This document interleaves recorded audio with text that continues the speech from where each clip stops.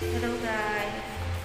So we're here at Perfect Sight Eye Center here in SM North EDSA for my mama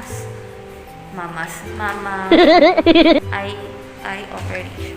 So right side ooperahan. So napataka na siya ng something pampaliit ng pupil para ma-laser ng maayos because she was diagnosed with glaucoma or yung pugita na sinasabi nila in Tagal. So, hindi na kasi pwedeng pabayaan eh. Before may maintenance siyang patak-patak, but now, ano na eh, napupunta na sa black, sa pupil. So, nakaharangan na yung eyesight niya, affected na. So, kailangan na natin pang-opera. See you later! Waiting for the elevator, bababa ako.